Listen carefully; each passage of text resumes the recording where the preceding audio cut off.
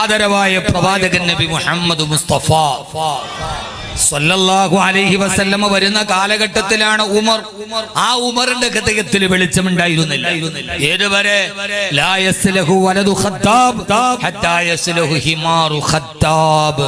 ഖത്താബിന്റെ വീട്ടിൽ വളർത്തണ കഴുത നന്നായാലും ഖത്താബിന്റെ മകൻ ഉമർ നന്നാവില്ല എന്ന് എഴുതി തള്ളിയിരുന്നു ആ നാട്.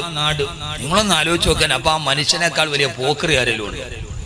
അയാളെക്കാൾ വലിയ തമ്മാടി ആരെങ്കിലും ഉണ്ടോ? കുട്ടികൾ പോലും പേടിച്ചു മാറിയിരുന്നു. ആരെ കാണുമ്പോ?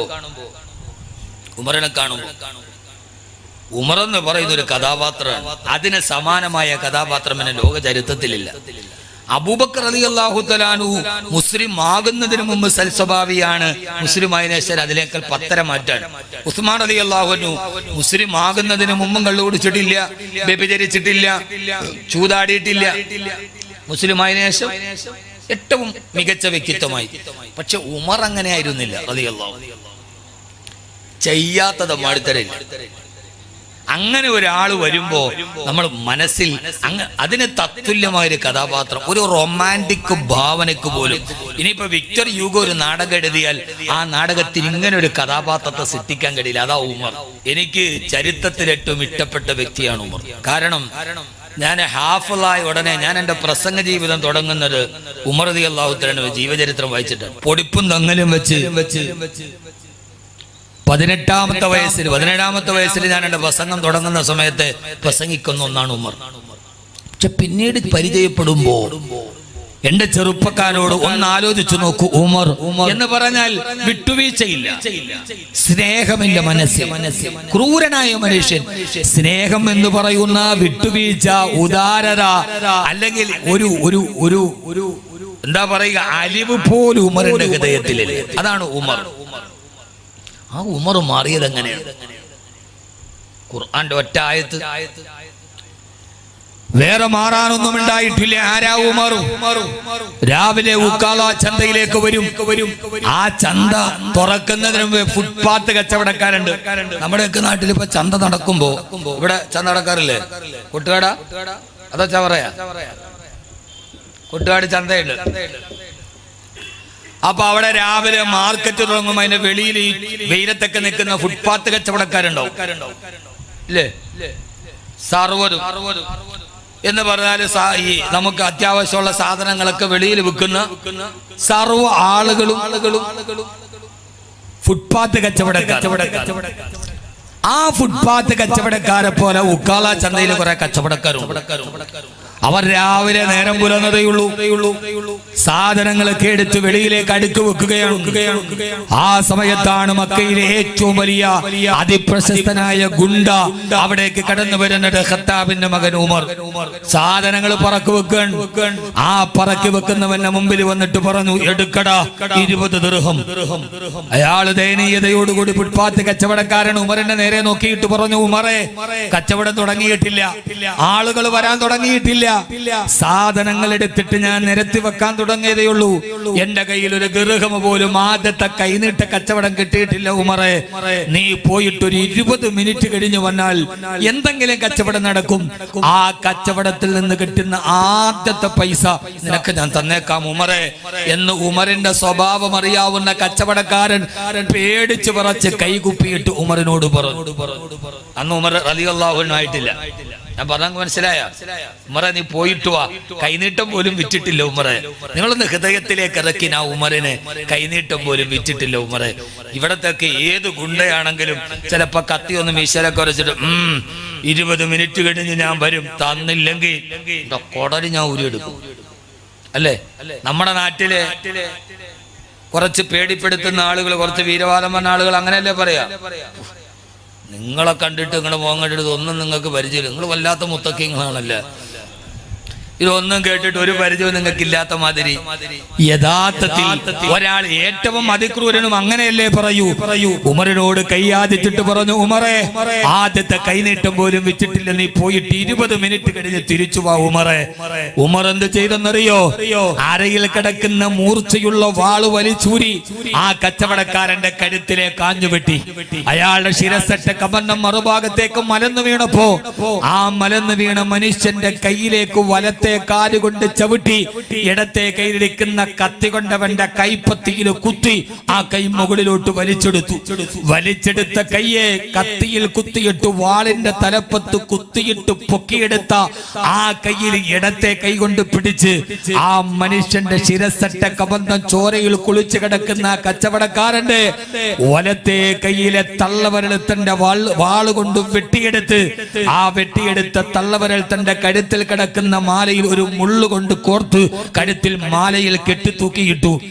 ആ നിരപരാധിയായ മനുഷ്യന്റെ കൈവിരലിലൂടെ ഒലിച്ചിറങ്ങുന്ന ചുടുരക്തം ഉമറിന്റെ നെഞ്ചകത്തിലൂടെ ഒലിച്ചിറങ്ങുമ്പോ ഭയചകിതരായിരുന്ന ആ കമ്പോളത്തിലെ അടുത്ത കച്ചവടക്കാരന്റെ മുമ്പിൽ പോയിട്ട് പറഞ്ഞു, ഉമറിന്റെ വാളിന്റെ തലപ്പിലൂടെ ആ മനുഷ്യന്റെ രക്തം ഇറ്റിട്ട് വീഴുന്നുണ്ട്, എടുക്കടാ 20 ദിർഹം.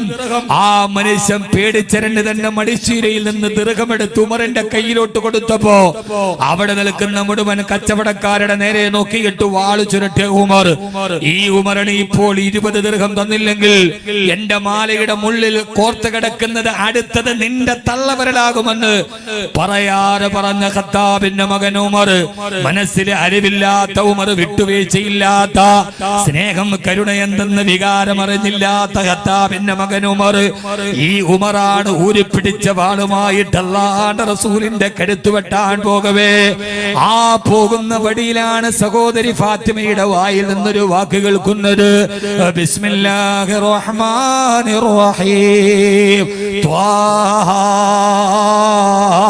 ത്വാഹ.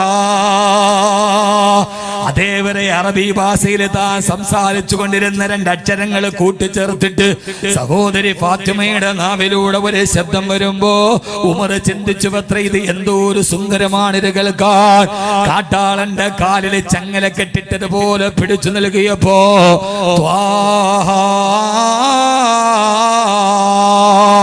അർത്ഥമറിയാൻ കഴിയാത്ത 2 അക്ഷരങ്ങൾ ആ ചെവിയിലൂടെ അടിച്ചിറങ്ങിയപ്പോ ഉമറിന് ധാരാളം പേര് ഉപദേശിച്ചിട്ടുണ്ട്, ധാരാളം പേര് ഉമറിനോട് നല്ല വർത്തമാനം പറഞ്ഞു കൊടുത്തിട്ടുണ്ട്. ഒരു നല്ല വാക്ക് പോലും ചെവിയിലൂടെ അകത്തോട്ട് കയറാത്ത കാട്ടാളനായ ഉമറിന്റെ ഹൃദയത്തിലേക്ക് അല്ലാഹുവിന്റെ ഖുർആനിന്റെ വാക്കുകൾ ഇറങ്ങിയപ്പോ അത് അർത്ഥമറിഞ്ഞിട്ടായിരുന്നില്ലല്ലോ സഹോദരാ. അർത്ഥമറിയാത്ത 2 അക്ഷരങ്ങൾ കൂട്ടിച്ചേർത്ത് പറഞ്ഞപ്പോ അത് കേട്ട ഉമർ റളിയല്ലാഹു തആല നിശ്ചലനായി നിൽക്കവേ, എവിടെ നിന്നാണ് ഈ വാക്ക് വരുന്നത്, ഇതാരുടെ വാക്കാണത്? അപ്പോഴാണ് പിന്നെ കേൾക്കുന്നത്, ഇന്നനീ അനല്ലാഹ് ലാ ഇലാഹ ഇല്ലാ അന ഫഅ്ബുദ്നി وأقم الصلاة لذكري. ഉമറേ ഞാൻ ആരെന്നറിയുമോ? ത്വാഹ ഞാൻ ആരെന്നറിയുമോ? ഉമറേ മാ അൻസൽനാ അലൈക്കൽ ഖുർആന ലിതഷ്ഖാ.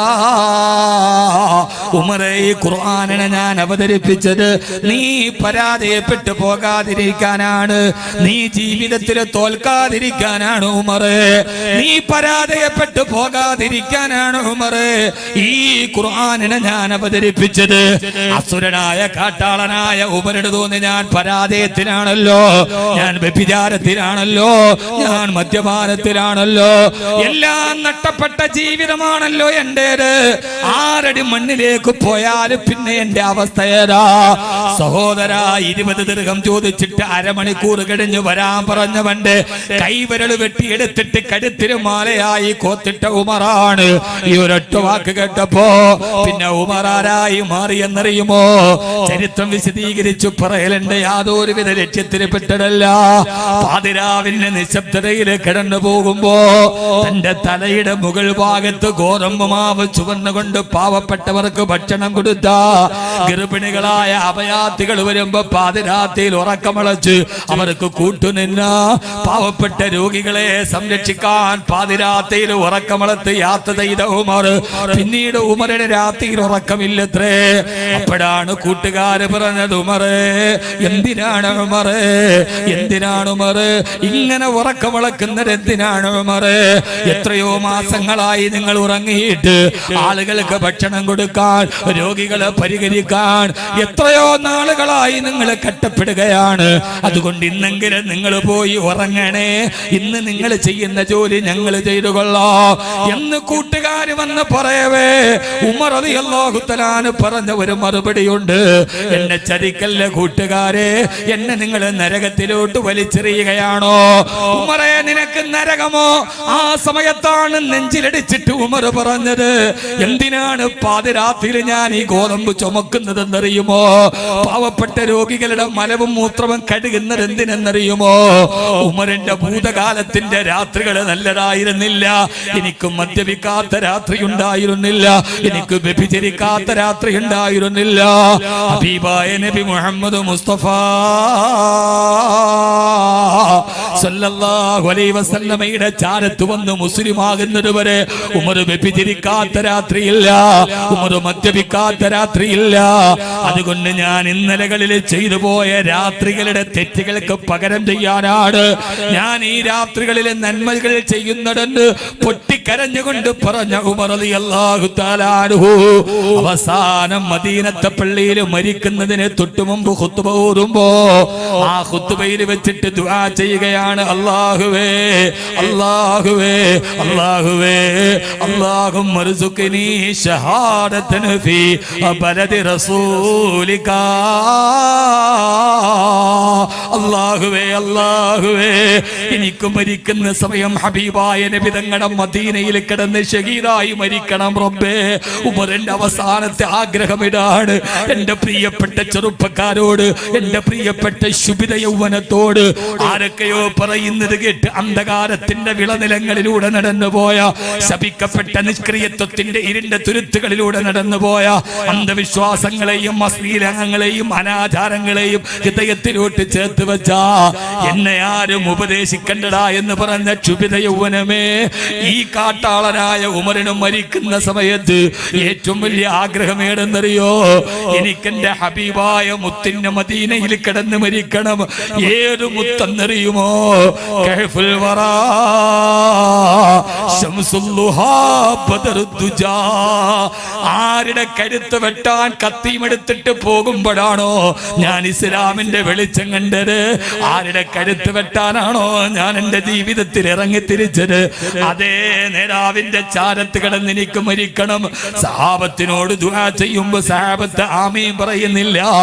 ബഹുമാനപ്പെട്ട ഉമർ റളിയല്ലാഹു തആല മിമ്പറിൽ നിന്ന് വിളിച്ചു പറഞ്ഞു അത്രേ, സഹാബാ അമ്മിനൂ റഹ്മക്കുമുല്ലാഹ്, നിങ്ങളൊന്ന് ആമീൻ പറയണേ.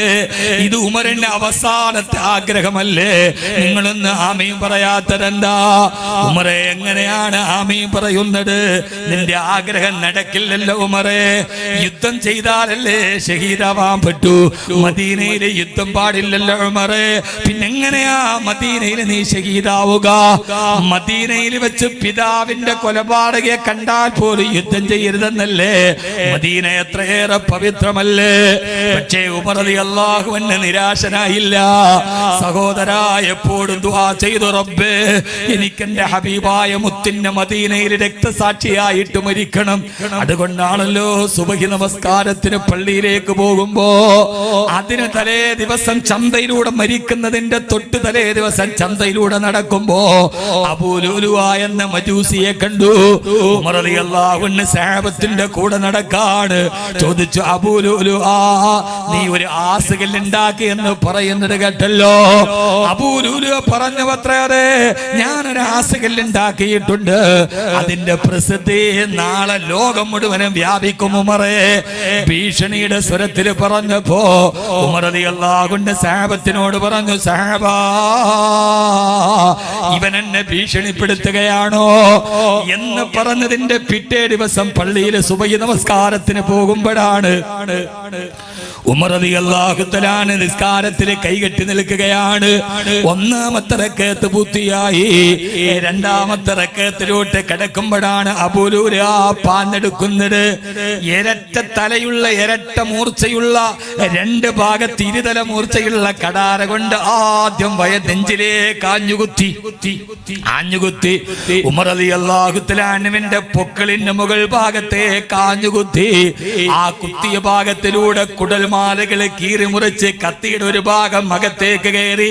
ഉമർ റളിയല്ലാഹു അൻഹു ഓ എന്ന് നിലവിളിച്ചപ്പോൾ അബൂ ലൂലാക്ക് പരിഭ്രാന്തിയായി. ഉമർ മരിച്ചില്ലെങ്കിലോ? ആയോധനാ വിദഗ്ധനും അധികായനുമായ ഉമറാണ്. ആ കത്തി അതേപടി വലിച്ചോരി മറുഭാഗം കൊണ്ട് തൊണ്ടക്കുടിയിലേക്ക് കുത്തി ഇറക്കിയപ്പോ ഉമർ റളിയല്ലാഹു തആല കുടൽമാല വെളിയിലേക്ക് ചെറുതെറിച്ച് ഉമർ റളിയല്ലാഹു അൻഹു ബോധരഹിതനായി താഴോട്ട് വീഴുന്നു. സഹാബത്തിലെ അബൂ തൽഹ റളിയല്ലാഹു തആല ഇമാമ നിൽക്കുന്നു. മറുഭാഗത്ത് ലോകത്തിന്റെ ഖലീഫ രക്തത്തിൽ കുളിച്ച് കിടക്കുന്നു. സുബഹി നമസ്കാരം പൂർത്തിയാക്കിയിട്ട് മഹാനായ ഉമർ റളിയല്ലാഹു അൻഹുവിന്റെ ശിരസ്സെടുത്തിട്ട് അബ്ദുല്ലാഹ് ഇബ്നു ഉമർ എന്ന പൊന്നുമോന് സഫിലുണ്ട്. ഉപ്പാന്റെ ശരീരമെടുത്ത് മടിയിലേക്ക് ചേർത്ത് വെച്ചിട്ട് ബോധം നിലഞ്ഞ ഉമർ റളിയല്ലാഹു തആല അൻഹു, പ്രിയപ്പെട്ട ഉമർ റളിയല്ലാഹു തആല അൻഹു, മോനെ അബ്ദുല്ലാ, എന്തേ ഉപ്പാ സുബഹിന്റെ സമയം കഴിയാറായോ അബ്ദുല്ലാ? ഇല്ല ഉപ്പാ എന്ന് പറയവേ ഇടത്തെ കൈകൊണ്ട് കുടൽമാല ചേർത്ത് പിടിച്ച് വലത്തെ കൈകുട്ടി എഴുന്നേക്കാൻ ശ്രമിക്കവേ, എന്തേ ഉപ്പാ? എന്റെ സുബഹിയുടെ ഒന്നാമത്തെ റക്അത്ത് ഞാൻ നിസ്കരിച്ചിട്ടുള്ളൂ, രണ്ടാമത്തെ റക്അത്ത് ഞാൻ പൂർത്തിയാക്കിയിട്ടില്ല മോനെ. ഞാൻ മരിക്കുന്നതിന് തൊട്ടു മുമ്പ് ഒരു സുബഹി കളാക്കിയിട്ട് ഞാൻ എന്റെ റബ്ബിന്റെ മുമ്പിൽ എങ്ങനെയാ നിൽക്കുക? മരിക്കുന്നതിന് തൊട്ടു മുമ്പ് ഞാനൊരു സുബഹി കളാക്കിയിട്ട് എന്റെ റബ്ബിന്റെ മുമ്പിൽ എങ്ങനെയാണ് നിൽക്കുക? ഉമറിന്റെ ശരീരത്തിന് ജീവനുണ്ടെന്നിരിക്കെ എന്റെ റബ്ബിനോട് ഞാൻ എന്ത് സമാധാനമാണ് പറയുക മോനെ അബ്ദുല്ലാ? ആരാ പറയുന്നത് സഹോദരാ? 20 ദിർഹം കൊടുക്കാത്തതിന്റെ പേരിൽ ഒരുത്തന്റെ കഴുത്ത് വെട്ടിക്കിട്ട് തള്ളവരൽ മുറിച്ചെടുത്ത് മാല കോത്തിട്ട കാട്ടാളനാണ് പറയുന്നത്, എനിക്കെന്റെ റബ്ബിനെ പേടിയാ, എനിക്കെന്റെ റബ്ബിനെ പേടിയാ. ഖുർആനിൽ നരകത്തെ കുറിച്ച് പറയുന്ന ആയത്തെ പോതിയാലും ഉമർ റളിയല്ലാഹു തആല ബോധരഹിതനായി താഴെ വീഴും. സഹോദരാ, ലോക ചരിത്രത്തിന്റെ കാട്ടാള ചരിത്രത്തിൽ നിന്ന് ലോക ചരിത്രത്തെ വ്യക്തിത്വത്തിന്റെ ധവളപ്രകാശം കൊണ്ട് ലോക ചരിത്രത്തെ വിസ്മയിപ്പിച്ച ഉമർ റളിയല്ലാഹു അൻഹുവിന്റെ ഹൃദയത്തിന് മാറ്റം കൊടുത്ത ശക്തി ഏതാ? ആ ശക്തിയാണ് അല്ലാഹുവിന്റെ വിശുദ്ധ ഖുർആൻ. അല്ലാഹുവിന്റെ വിശുദ്ധ ഖുർആൻ, ഏത് ഹൃദയത്തിന്റെ ഇരുട്ടിലേക്ക് തുളച്ചു കയറുന്ന വിശുദ്ധ ഖുർആൻ. അല്ലാഹു നമുക്ക് തൗഫീഖ് നൽകി അനുഗ്രഹിക്കുമാറാകട്ടെ. ആ ഖുർആന്റെ വെളിച്ചം, ഉമറിന്റെ ഹൃദയത്തിന് വെളിച്ചം കൊടുത്ത ഖുർആൻ ഏതായാലും നമ്മുടെ ഹൃദയത്തിന് വെളിച്ചം തരും, ഉറപ്പാണ്. കാരണം നമ്മൾ ഉമറിന്റെ അത്രയും തെറ്റ് ചെയ്തിട്ടില്ല റളിയല്ലാഹു അൻഹു. ഉണ്ടോ? അത്രയ്ക്ക് ക്രൂരന്മാരാണോ? നമ്മളല്ലല്ലോ. അപ്പൊ ഏതായാലും ഈ ഖുർആന്റെ അടുക്കലേക്ക് നമ്മൾ സഞ്ചരിച്ചാൽ ഇൻഷാ അല്ലാഹ് ഈ ഖുർആൻ നമ്മുടെ ഹൃദയത്തിന് വെളിച്ചം തരും, ഉറപ്പാണ്. അള്ളാഹു നമുക്ക് ഖുർആനിലേക്ക് അടുക്കാൻ അള്ളാഹു തൗഫീഖ് നൽകട്ടെ. ആമീൻ പറ മനുഷ്യന്മാരെ. അള്ളാഹു നമുക്ക് ആ ഖുർആനിലേക്ക് അള്ളാഹു നടക്കാൻ തൗഫീഖ് നൽകട്ടെ. ആമീൻ പറയ്. ഇന്നിപ്പോ ഒരു ജുസ് ഇന്നത്തെ ദിവസം ഖുർആൻ ഓതി ആരൊക്കെ ഉണ്ടെന്ന് കൈവക്കാൻ പറഞ്ഞ ഒരു ജുസ് ഇന്ന് ഖുർആൻ ഓതിയവർ കൈവക്കാൻ പൊക്കണ്ട, ഉള്ള ചീത്ത പേര് കളയണ്ട. അങ്ങനെ ഇരിക്കട്ടെ. ഞാൻ പറയുന്നത് നമുക്ക് എല്ലാമായിട്ടും ബന്ധമുണ്ട്. ഖുർആനുമായിട്ട് എന്താ ബന്ധം എന്ന് പറയും. ഇപ്പൊ ഞാൻ നിങ്ങളോട് ചോദിക്കാം, നിങ്ങളുടെ വീട്ടിലെ ഖുർആൻ എന്തിയെന്ന് ചോദിച്ചാൽ ആ സമയത്ത് നിങ്ങൾ പറയും, ഉസ്താദേ ഞങ്ങളുടെ വീട്ടിലെ ഖുർആൻ ആരുമെടുക്കാതെ പൊടി പറ്റാതെ ഒരു തുണിയുടെ സഞ്ചിയുടെ കവർ തയ്ച്ച് ആ കവറിന്റെ അറ്റത്തൊരു വള്ളി കെട്ടി നന്നായിട്ട് കെട്ടി ഭദ്രമാക്കി അലമാരിയുടെ ഏറ്റവും മുകളിൽ വെച്ചിട്ടുണ്ട് അല്ലേ? അല്ലേ? ഒന്ന് രണ്ട് പേരൊക്കെ പറയാം, ഒന്ന് രണ്ട് പേരൊക്കെ നാദിറക്കൽ മഅ്ദൂം അങ്ങനെ അല്ലേ? എന്താ നിങ്ങൾ അവനാനെ കുറിച്ച് ചോദിച്ചോ ഉണ്ടായിരിക്കണേ? യഥാർത്ഥത്തിൽ അങ്ങനെയല്ലേ നമ്മുടെ വീട്ടിലെ ഖുർആന്റെ അവസ്ഥ? ഖുർആൻ തൊടാതിരിക്കാനുള്ളത്, വഅന്നത്ലുവൽ ഖുർആൻ, ഈ ഖുർആൻ ഓതാനുള്ളത്. എന്തെങ്കിലും അങ്ങ് പറഞ്ഞു പോണത് കൊണ്ടല്ലോ വഅദ് കഴിയുമ്പോൾ ആർക്കെങ്കിലും ഈ ഖുർആൻ ഒന്ന് പഠിക്കണമെന്ന് തോന്നുന്നു. അള്ളാഹു തൗഫീക്ക് നൽകട്ടെ. ഞാൻ കഴിഞ്ഞ ആഴ്ച എയർപോർട്ടിലേക്ക് യാത്ര ചെയ്ത ഒരു പാലക്കാടുകാരൻ എന്നെ വിളിച്ചോണ്ട്, ഉസ്താദെ ലോറി ഡ്രൈവറാണ്, നാഷണൽ പെർമിറ്റ് ലോറി ഓടിക്കല ജോലി, അതുകൊണ്ട് തന്നെ കയ്യിലില്ലാത്ത ഗുരുത്തക്കേടൊന്നും ഉണ്ടായിരുന്നില്ല. ഒരിക്കലും ലോറി വന്നപ്പോൾ എൻ്റെ കൂടെ ഇന്ന് ക്ലീനർ ഉസ്താദിന്റെ ഒരു പ്രസംഗം വെച്ചു, ഉമർ റളിയല്ലാഹു തആല അൻഹുവിന്റെ പ്രസംഗം. അത് കേട്ട് നന്നായതാ. പിന്നെ ഇപ്പൊ ഉസ്താദെ ദുശീലങ്ങളൊക്കെ ഉപേക്ഷിച്ചു, 5 വക്ത് നിസ്കാരമൊക്കെ ഉണ്ട്, ഉസ്താദ് ഒന്ന് ദുആ ചെയ്യണേ. ഒരു നാഷണൽ പെർമിറ്റ് ലോറിക്കാരൻ. ഉമറിന്റെ ചരിത്രം കേട്ടാ മാറാത്ത മനസ്സാരുടേത്. അള്ളാഹു അദ്ദേഹത്തെ അങ്ങനെ നിലനിർത്തി കൊടുക്കട്ടെ. ഒരാമയും പറ മനുഷ്യന്മാരെ, ഒരു മനുഷ്യന്റെ ഹിദായത്തല്ലേ. ഉസ്താദെ ദുആ ചെയ്യണേന്ന് എന്നോട് പറഞ്ഞു, ഞാൻ ആ ഹക്ക് വീട്ടി. അള്ളാഹു അദ്ദേഹത്തിന് ആ വെളിച്ചം നിലനിർത്തി കൊടുക്കട്ടെ.